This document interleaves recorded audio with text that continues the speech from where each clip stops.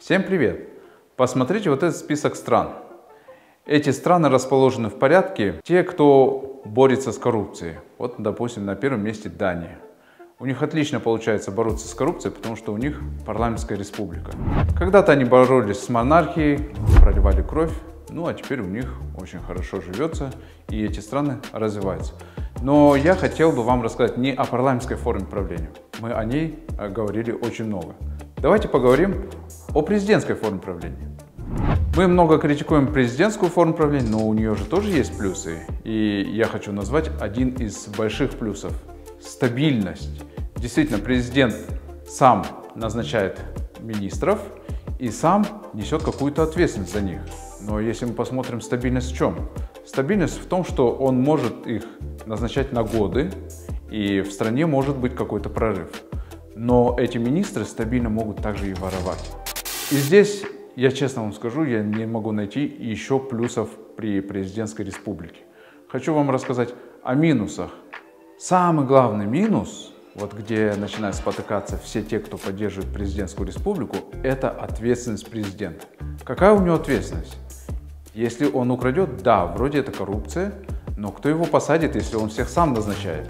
Какая у него ответственность, если экономический кризис случится?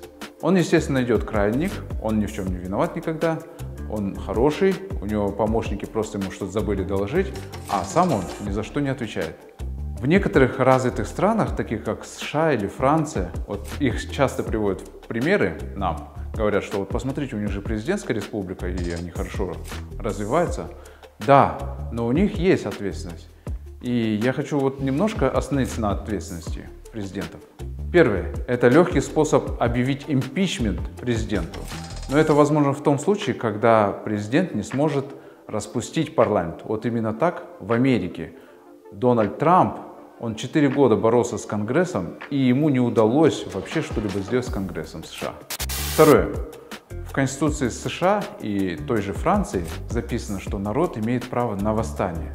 Попробуй у нас такое право прописать. Сразу скажут, что ты сепаратист или террорист или еще какой-нибудь бандит. Еще минусы президентской формы правления. Это их семьи. Вы же знаете, мы же проходили это. У Акаева семья была талантлива, у Бакиева тоже неплохая была семья. И все они работали так, как будто у нас 120 тысяч депутатов. Они воровали как 120 тысяч депутатов. И поэтому мы сейчас в такой... Еще один минус при президентской форме правления.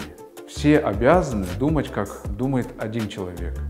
Если вы не соглашаетесь, то вы сразу не такой, как все. И, соответственно, вас будут все критиковать, обвинять, использовать будут против вас государственные средства массовой информации. И, скорее всего, рано или поздно вас за это даже иное мнение посадят. А вы же не хотите, чтобы у нас в стране был полный пиздец. Вот такие минусы при президентской форме правления. А еще наша история четко доказывает, что мы это все прошли.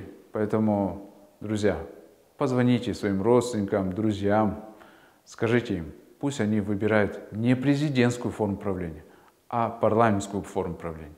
И в следующий раз я вам расскажу, почему парламентская форма правления для нас самое лучшее, что мы можем выбрать на сегодняшний день.